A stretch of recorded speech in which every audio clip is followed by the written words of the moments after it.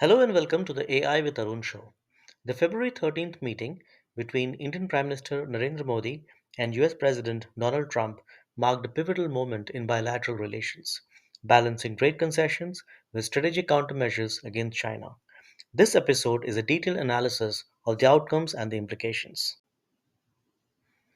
President Trump announced reciprocal tariffs mandate requiring trading partners to match US import taxes. India had been labeled a tariff king by President Trump for the 39% average agricultural tariffs, and the US has only 5%. And naturally, it faces potential tariffs unless concessions are negotiated. The policy targets nations with trade imbalances. In the case of India, there is a $50 billion of trade surplus in 2023. India imports about 120 billion from the US and exports about 70 billion. So what is India doing? To avoid punitive measures, India has offered to reduce tariffs on Harley Davidson motorcycles from 50% to 40% and US made bourbon. Removal of retaliatory tariffs on almonds, apples, lentils, and walnuts in 2023. Increased purchase of US oil gas and LNG, aligning with President Trump's goal of becoming India's top energy supplier. There is also a potential trade deal where the negotiations are underway for a US India limited trade agreement modeled on the US Japan deal, focusing on reducing non tariff barriers and harmonizing standards. Let's look at the defense partnership first. GE, General Electric, will partner with India's Hindustan Aeronautics to manufacture F414 engines for Tejas fighter jets, enhancing India's defense indigenization. The drone sales. Approval of 31 MQ-98 Sea Guardian drones, which is a $3 billion for maritime surveillance, and the F-35 stealth fighters, where the discussions have been initiated for potential Indian procurement. Energy is another big area of partnership. India has committed to doubling US oil and gas imports, with President Trump declaring the US as India's number one supplier. There are also plans to adopt the Westinghouse nuclear reactor technology for India's energy grid expansion. Immigration and security have also been another big part of the discussion. The Trump administration has resumed deportations, repatriating 104 Indian migrants via a military flight ahead of Modi's visits. In terms of counterterrorism, the US has approved the extradition of Tahawur Hussain Rana, who has been linked to the 2008 Mumbai attacks.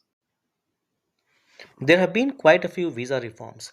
The objective here is that it should benefit the US based companies rather than the Indian services companies. So let's look at a few of them. There are stricter specialty occupations definitions, which mean that the applicants must now hold degrees directly related to the job roles. General degrees, for example, a generic engineering, is no longer qualify, narrowing eligibility for IT and tech roles.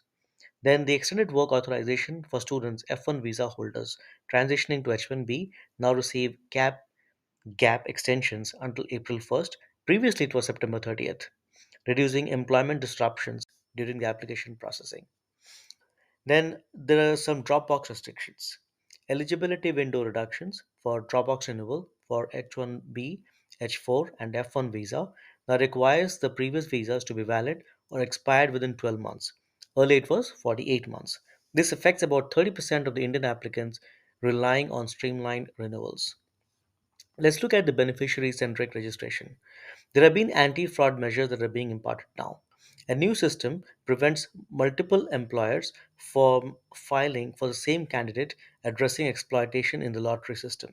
This benefits Indian IT professionals who comprise about 75% of the H1B visa holders. Now let's look at how it impacts different kinds of companies. For IT services companies, the tighter eligibility may reduce talent pool. Dropbox changes might delay project staffing.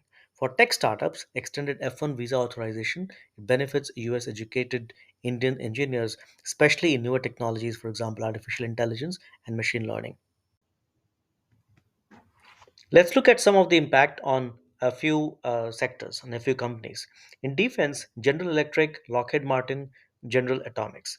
Because of the jet engine co production, F 35 sales, and Sea Guardian drone deals, these are positively impacted.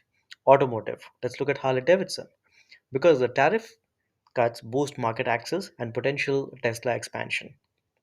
In agriculture, because of the benefits from lifted retaliatory tariffs, Blue Diamond Growers for almonds and Washington Apple commissions would be positively impacted. In energy, because of the increased oil and gas exports and the nuclear technology adoption, ExxonMobil, Chevron, and Westinghouse would be positively impacted. Let's look at some of the challenges and the risks. President Trump's policy could take effect by April 1st, 2025, if India fails to secure exemptions. Then economists have warned that the tariffs may raise consumer prices in both nations, India and the US, particularly for Indian electronics and US agriculture. And finally, India's refusal to condemn Russia's Ukraine war remains a friction point with the West. The Modi Trump meeting accelerates decoupling from the Chinese supply chain. There's been a huge tech shift. The US and India AI and semiconductor partnerships aim to reduce dependency on Chinese tech.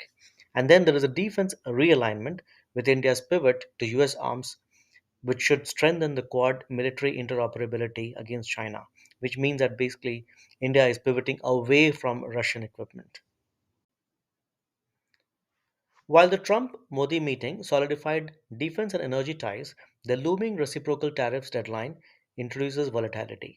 India's concessions on trade and immigration, coupled with the joint Indo Pacific initiatives, reflect a strategic alignment to counterbalance China. However, sustained cooperation hinges on navigating tariff negotiations and managing geopolitical divergences over Russia. And that brings us towards the end of the show.